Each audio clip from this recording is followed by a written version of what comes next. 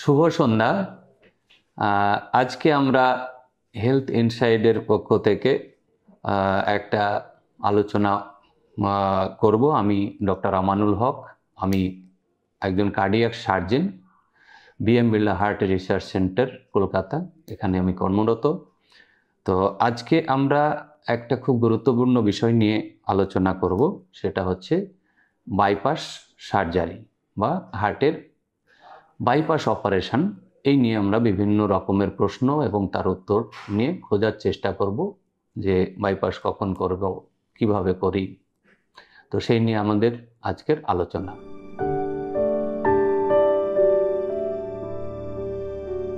Bypass মানে একটা কোথাও হার্টের করোনারি আর্টারিতে ব্লক হয়েছে এবং তার পাশ দিয়ে একটা সাইড লাইন বানিয়ে দেওয়া। তো যে কোনো রোগীর হার্টে ব্লক হলেই কিন্তু বাইপাস প্রয়োজন হয় না। আমরা জানি এটাও যে হার্টে ব্লক হলে কখনো পেশেন্টের হার্ট অ্যাটাক হয়, কখনো বুকে ব্যথা হয়, এই নিয়ে আমাদের কাছে আসে। আর বেশিরভাগ ক্ষেত্রেই কিন্তু বাইপাস সার্জারি প্রয়োজন হয় না। যদি ধরি আমরা 100 জন এইরকম পেশেন্ট আমার কাছে আসে, তাহলে শুধুমাত্র 10 থেকে 15 জন রোগীর বাইপাস অপারেশনের প্রয়োজন হয়। এবার কোন ধরনের রোগীদের বাইপাস প্রয়োজন হয় এবং বা আমরা করি, এইখানে অনেকেরই একটা সন্দেহ বা একটা কনফিউশন থাকে যে কখন বাইপাস করব বা অন্য কি সমস্যা, মানে কি আমার কাছে অপশন অ্যাভেলেবল আছে, বাইপাস করব কিনা মেডিসিনে চলবে। এই নিয়ে বিভিন্ন কনফিউশন থাকে বিভিন্ন লোকের মাঝে। তবে আমাদের বাইপাস যখন আমরা ভাবি, তার আগে আমাদের কিন্তু একটা নির্দিষ্ট প্রোটোকল অনুযায়ী বা নির্দিষ্ট নিয়ম মেনে আমাদের রোগীকে সিলেক্ট করতে হয়। পার্টিকুলার সেই রোগীদেরই কিন্তু আমরা বাইপাস করি। প্রথমত বলি যে আমরা যখন কোনো রোগীর হার্টে ব্লকের কারণে সমস্যা তৈরি হয়, তখন আমাদের কাছে আসে এবং আমরা বিভিন্ন পরীক্ষা নিরীক্ষা করে আমরা জানতে পারি যে হার্টের ব্লক হয়েছে। এবার সেই ব্লকটা কি ধরনের আছে সেটা আমরা জানতে পারি অ্যাঞ্জিওগ্রাফি করে। অ্যাঞ্জিওগ্রাফিতে যদি দেখা যায় হার্টের যে 3টে করোনারি আর্টারি আছে, তার মধ্যে লেফট সাইডে মেন করোনারি আর্টারি এবং 3টে আর্টারি একই সঙ্গে ব্লক এবং একই আর্টারিতে অনেকগুলো জায়গায় ব্লক অথবা মাল্টিপল ছোট ছোট ব্লক, এই সব জায়গাতে কিন্তু আমাদের বাইপাস সার্জারি প্রয়োজন হয়, যেখানে আদার অপশান যেগুলো থাকে সেগুলো এখানে কাজ করে না।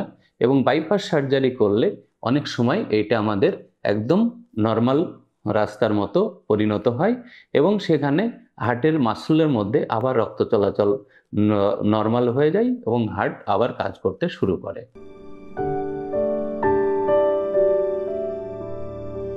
এইটা আমরা দেখেছি হার্টের ব্লক হলে, আমি এখনই যেটা বললাম, শুধুমাত্র 10 থেকে 15% বা শতাংশ রোগীর ক্ষেত্রে বাইপাসের প্রয়োজন হয়।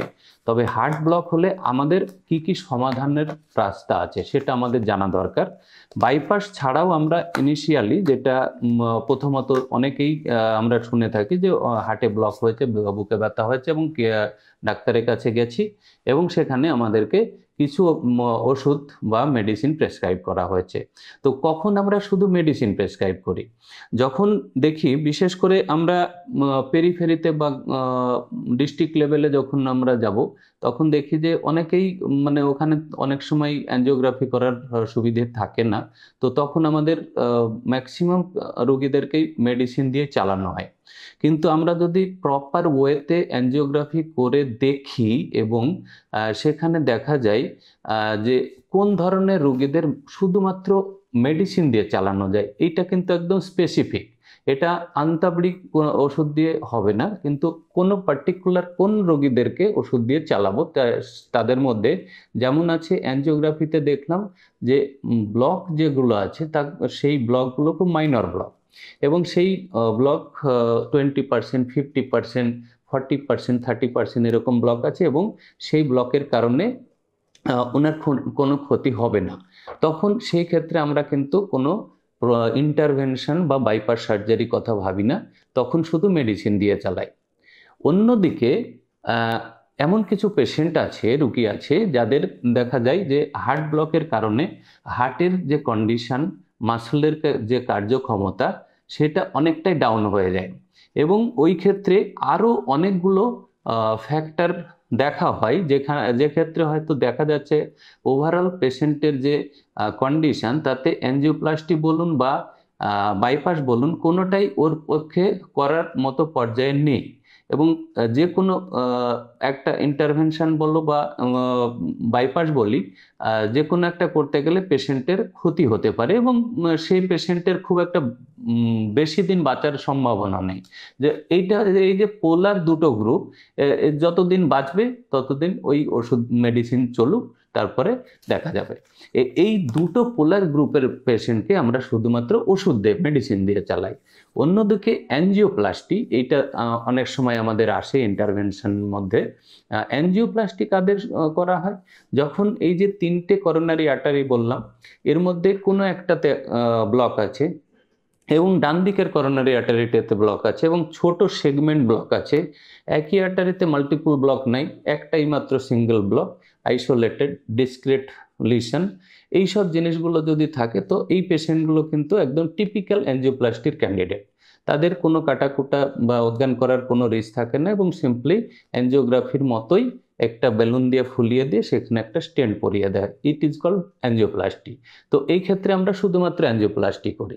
আর বাইপাস অন্যদিকে, যেটা আমরা বললাম এখনই আলোচনার মধ্যে, যে পেশেন্টের অ্যাঞ্জিওপ্লাস্টি করা সম্ভব হচ্ছে না কিন্তু ব্লকটাও খুব ক্রিটিক্যাল, তখন তাকে মেডিসিন দিয়েও চালানো যাচ্ছে না, তখন তাকে বাইপাস করতে হবে।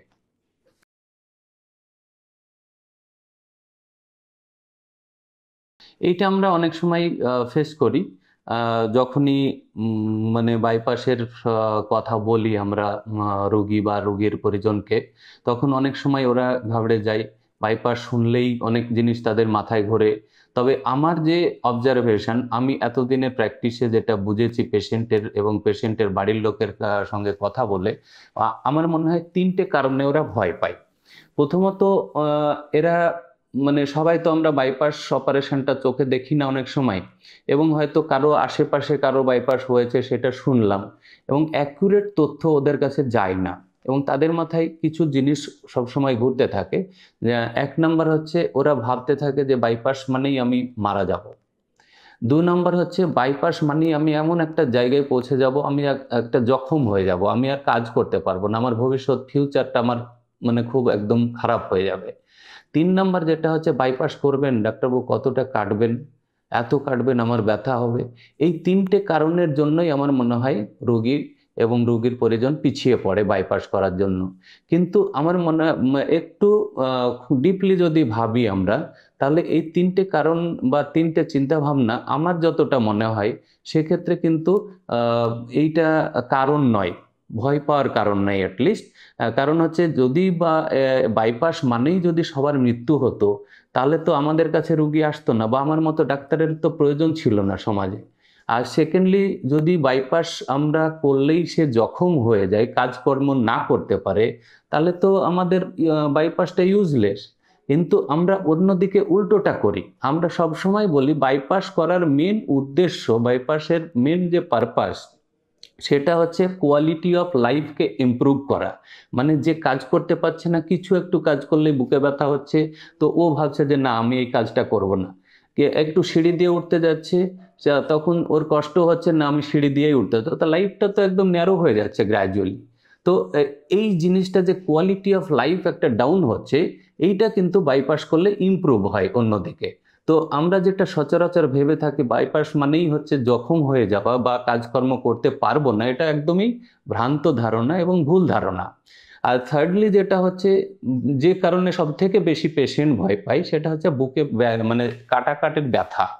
তো যে কোনো অপারেশনে ডেফিনেটলি ব্যথা একটা থাকে, কিন্তু আমরা যারা সার্জেন, তারা তাদের মাথায় এইটাও কাজ করে যে ব্যথা যদি আমি সার্জেনকে পেশেন্টকে দিই, তাহলে সেই পেশেন্ট তো আসবেই না আমার কাছে এবং তার পরবর্তী কোনো পেশেন্টকেই আসতে দেবে না। কারণ ব্যথা এমনই একটা জিনিস, ব্যথা আমাদের রুগীকে ডাক্তারের কাছে নিয়ে আসে, আবার এটাও হয় ব্যথার জন্য রুগী আমাদের কাছ থেকে পালিয়েও যেতে পারে।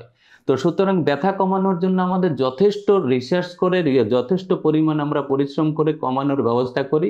তার মধ্যে যেটা সব থেকে প্রথমে করা হয়, রোগীকে প্রথমে অপারেশনের আগে অজ্ঞান করা হয়। অজ্ঞান করার পরে জেনারেল অ্যানেস্থেসিয়া দেওয়ার পরে রোগী ব্যথা তো দূরের কথা, কি আমি করছি শরীরের ওপর কিছুই বুঝতে পারবে না। তার গলা কেটে মাথা আলাদা করে দিলাম বা পা কেটে হাতে লাগিয়ে দিলাম, সে কিছুই বুঝতে পারবে না, ব্যথার কোনো চিহ্ন নেই। এবার হ্যাঁ, ব্যথা তখনই বুঝতে পারবে যখন আমরা আবার ওকে জ্ঞান ফেরাবো, যখন আবার মেশিন থেকে ভেন্টিলেটর থেকে আউট করব। তার আগে আমরা ব্যথা কমানোর যথেষ্ট ইনজেকশন, অনেকগুলো মেডিসিন দিয়ে দেওয়া হয়। তার ফলে ব্যথাটা অনেকটাই কমে যায় এবং কিছু অল্প স্বল্প ব্যথা থেকে যায় এবং সেটা পেশেন্ট টলারেট করে নেয়। আমাদের হাত পায়ে কোথাও ইনজেকশন দিলেও তো ব্যথা লাগে, কিন্তু তার জন্য কি ইনজেকশন আমরা দিই না? এই যে ব্যথার যে ভয় বা মানে ভ্রান্ত ধারণা, এই সব জিনিসগুলো আমাদের অনেকেরই জানা নেই। সেই জন্য অনেকে হয়তো অপারেশনের নাম শুনলে পিছিয়ে পড়ে। কিন্তু এটাও সত্যি যে অপারেশন যখন প্রয়োজন হয় তখন অপারেশনই লাগে, অপারেশনই করতে হয়। অপারেশনের অল্টারনেটিভ এখনো দুনিয়াতে কিছু আসেনি। হ্যাঁ, ভয় মানে যেগুলো আমাদের সত্যি কথা বলতে যে কোনো সার্জারির একটা রিস্ক বলে আমরা কথা শুনে থাকি।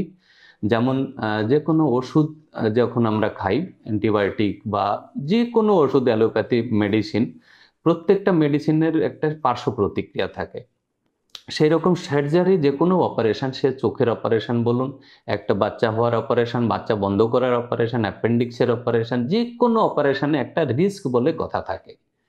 এবার আমরা এই যে রিস্কগুলোকে আমরা বোঝার সুবিধার্থে 3 ভাগে ভাগ করি। প্রথমত রিস্ক হচ্ছে রিস্ক অফ ডেথ। কিছু কিছু ক্ষেত্রে এটা ডিপেন্ড করে রিস্ক অফ অপারেশন, এটা অপারেশনের ধরন অনুযায়ী আলাদা হয়। আমি এইরকম বলতে পারবো না যে চোখের অপারেশনের রিস্ক আর হার্টের অপারেশনের রিস্ক একই রকম। দুটো অপারেশনের নেচার আলাদা, অপারেশনের রিস্ক আলাদা, সব কিছু আলাদা। তবে আমরা যে সচরাচর অপারেশন করে থাকি, হার্টের অপারেশন, তাতেও কিন্তু রিস্ক থাকে। তার মানে এই নয় সমস্ত পেশেন্টেরই রিস্ক থাকে।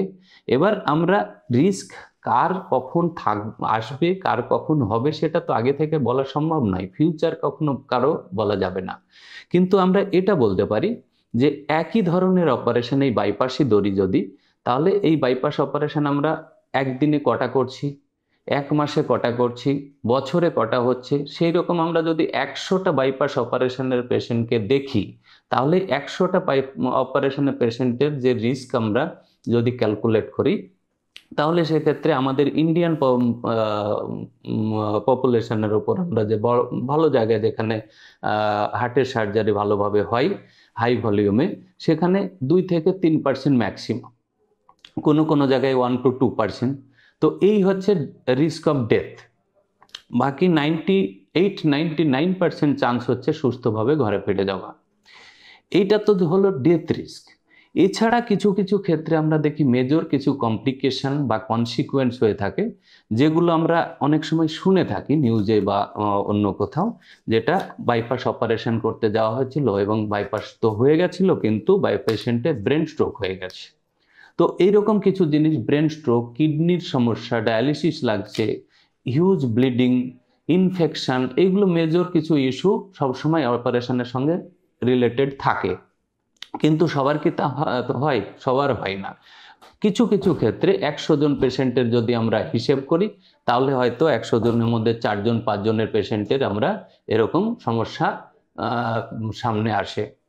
এছাড়া যেটা হয়, কিছু মাইনর প্রবলেম, যেগুলো আমরা সচরাচর দেখি সব পেশেন্টেরই হয় মোটামুটি কম বেশি। তার মধ্যে কিছু আছে যেগুলো আমরা ইনজেক্টেবল অ্যান্টিবায়োটিক ইউজ করি, তার একটা পার্শ্ব প্রতিক্রিয়া হয়। অনেক ইনজেকশন সব সময় চলে অপারেশনের প্রথম 1 দিন বা 2 দিন মতো। তারপরে অ্যানেস্থেটিক মেডিসিন আছে, তার কিছু পার্শ্ব প্রতিক্রিয়া হয়।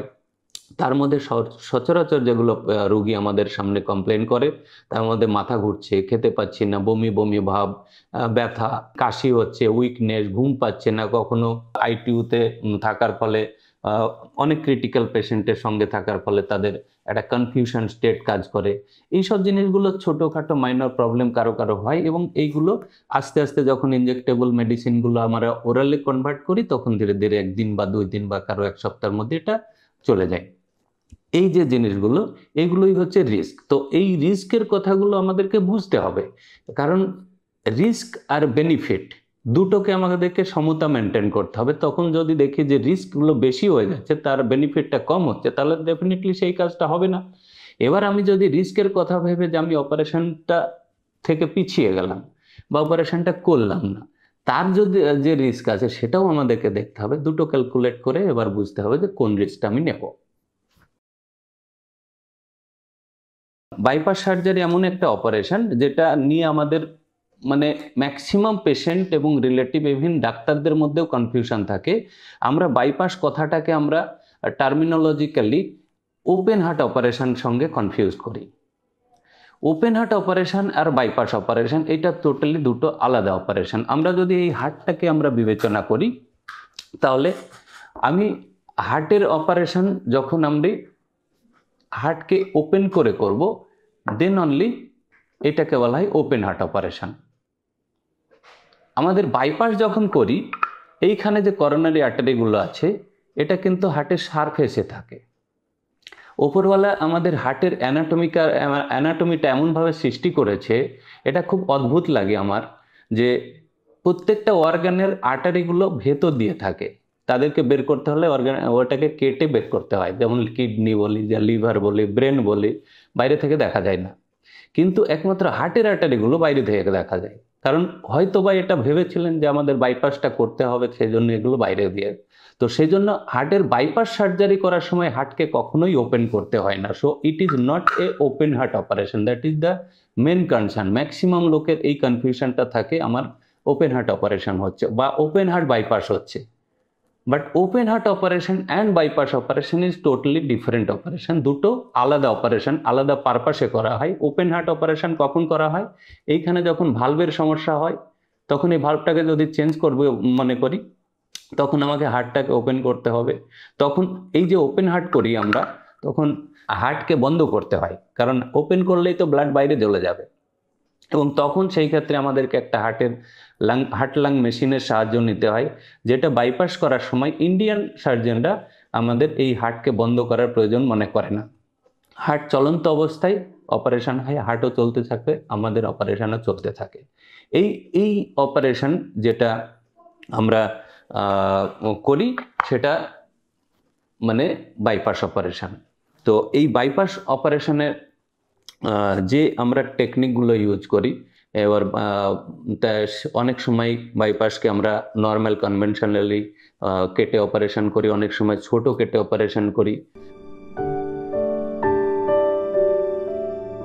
এবার হচ্ছে অপারেশন পরবর্তী পেশেন্টের যে লাইফস্টাইল, এটা আমরা সবসময় যেটা করি, অপারেশনের ইমিডিয়েট পরে যদি আমরা ধরি, অপারেশন করার পরে বাইপাস সার্জারি অপারেশনের পরে ইউজুয়ালি আমরা 4 থেকে 6 ঘন্টা পেশেন্টকে সেম ভেন্টিলেটরে রেখে দিই, যাতে সমস্ত কিছু ব্লাড প্রেশার আপ ডাউন করে, ওঠানামা করে, হার্টের গতি ওঠানামা করে। তখন এইগুলো যখন সেটেল হয়, কিছু ভেতরে অভ্যন্তরীণ বায়োকেমিক্যাল চেঞ্জেস হয়, সেগুলো সেটেলড হতে টাইম লাগে। এই 4-5 ঘন্টা টাইম যাওয়ার পরে যখন দেখলাম সব কিছু একটা বেস লেভেলে চলে এসছে, তখন আমরা একটা কন্টিনিউয়াস ইনজেকশন আমরা অজ্ঞান করার দিয়ে রাখি, সেই ইনজেকশনটা বন্ধ করে দেওয়া হয়, এবং তখন আস্তে আস্তে ধীরে ধীরে 1 থেকে 2 ঘন্টার মধ্যে পেশেন্ট ফিরে আবার জ্ঞান ফেরে।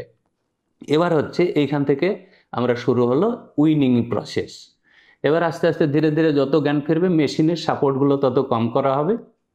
একটা টাইম আসবে যে পুরো ফুললি সাপোর্ট পেশেন্ট দিচ্ছে, তখন মেশিনকে অফ করে দেওয়া হবে। এটাকে বলা হয় মেশিন থেকে আউট হয়ে গেছে। এবার আসি প্রথম দিন অপারেশনের, যেদিন আমরা মেশিনে থেকে আউট করলাম, সেই দিনে পেশেন্টকে কি করা হবে? সেই দিনের লাইফস্টাইলটা হচ্ছে মোস্ট ইম্পর্টেন্ট, হচ্ছে পেশেন্টের শ্বাস নেওয়া। কারণ হার্ট এবং লাং আমাদের এতটা ক্লোজলি রিলেটেড যে হার্টের অপারেশন হয় কিন্তু লাংসের শ্বাস নেওয়ার প্রবলেম হয় পেশেন্টের। কেন হয়? কারণ হচ্ছে এই যে চেস্টের বুকের এইখানটা কাটা হয়, এবং তার ফলে শ্বাস নিলে যে মুভমেন্টে ব্যথা হয়, আর তার ফলে পেশেন্ট শ্বাস নিতে চায় না। তার ফলে অক্সিজেন কমে যায়। অক্সিজেন কমে গেলে এবার প্রবলেম হবে, আবার তাকে অক্সিজেনের সাপ্লাই দেওয়ার জন্য বিভিন্ন পদ্ধতি অ্যাপ্লাই করতে হয়। তো ওই মুহূর্তে আমাদের প্রথম কাজ হচ্ছে ভালোভাবে শ্বাস নেওয়া, আর ভেতরে কিছু সিক্রেশন থাকে সেগুলো কাপ আউট করে বের করা। তারপরে সেকেন্ড দিন যদি বলি, সেকেন্ড দিনে কিছু আমাদের পাইপলাইন এগুলো সব দেওয়া থাকে, যেগুলো দিয়ে বদরক্ত বা কালেক্টেড ব্লাড জমা থাকে সেগুলো বেরিয়ে আসে। তো সেইগুলো আমরা সেকেন্ড বা থার্ড পোস্ট অফ ডেতে বের করে দিই। তখন পেশেন্টকে একটু মোবিলাইজ করি, চেয়ারে বসিয়ে দিই, খাওয়া দাওয়া শুরু করি। তারপরে আস্তে আস্তে ওকে রিহ্যাব করতে করতে এবার আমরা আস্তে আস্তে ধীরে ধীরে ওকে ওয়ার্ডে পাঠাই। ওয়ার্ডে আমাদের দেখা হয় ওকে নর্মাল ওয়াকিং করে, সিঁড়ি দিয়ে উঠিয়ে, বাথরুমে যাওয়া, ওয়াশরুমে যাওয়া, এইসব জিনিসগুলো আমাদের করে করে আস্তে আস্তে আমরা 1 সপ্তাহের মধ্যে পেশেন্টকে বাড়ি পাঠাই। এরপরে বাড়িতে গিয়ে কিছু জিনিস আমাদেরকে লক্ষ্য রাখতে বলি।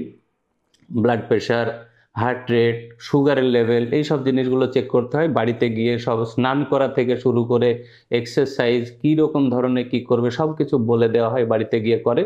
এবং নর্মাল লাইফে ওকে ফিরে আসতে অ্যাটলিস্ট 1 মাস ওকে একটু রেস্ট্রিক্টেড অ্যাক্টিভিটি করতে হয়। তারপরে যখন আমরা মোটামুটি সব একটা লেভেলে পৌঁছাই, তারপর এবার পেশেন্টকে আমরা অফিসে জয়েন করার জন্য বলি। এবং অফিস ডিউটি ইউজুয়ালি প্রথম 2 মাস বা 3 মাসের মধ্যে একটু হার্ড ডিউটিগুলোকে অ্যাভয়েড করতে বলি। হেভি ওয়েট লিফটিং করা যায় না, গাড়ি চালানো যায় না।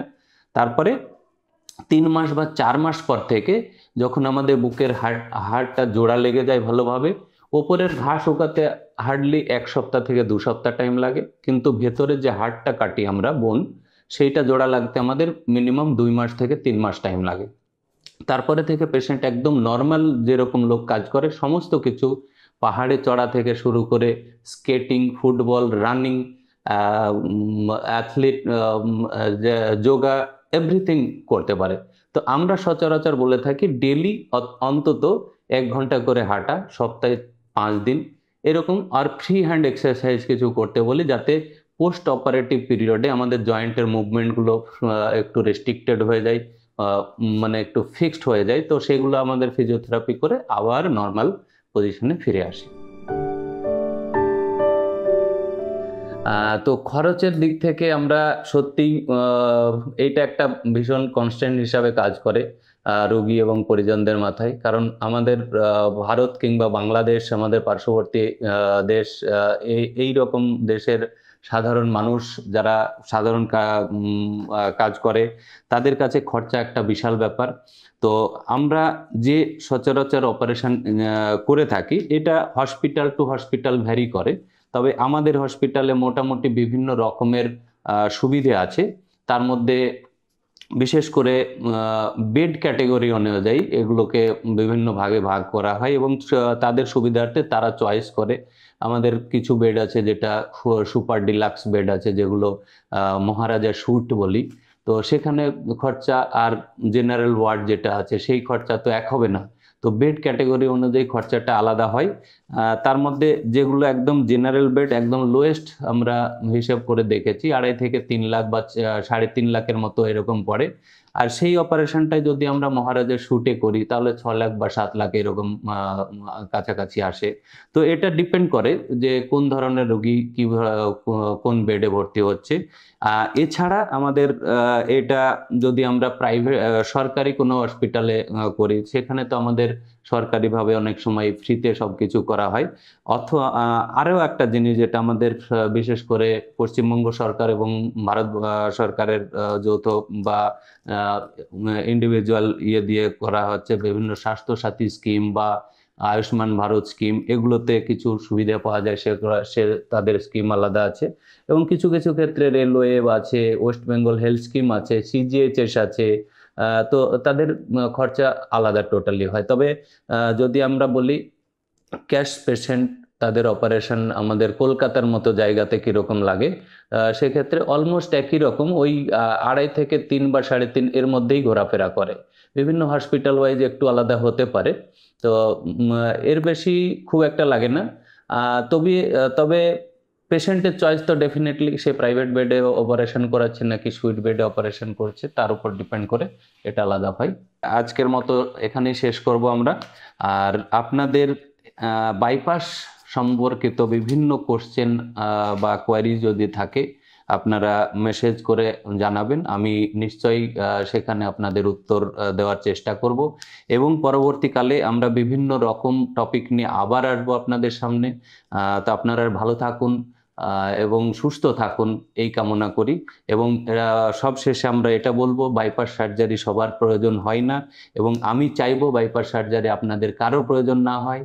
আপনারা ভালোভাবে নিজের স্বাস্থ্যকে নিজেই রক্ষা করুন, নিজেই বজায় রাখুন এবং সুস্থ স্বাস্থ্য মেনটেন করে ভালো থাকুন।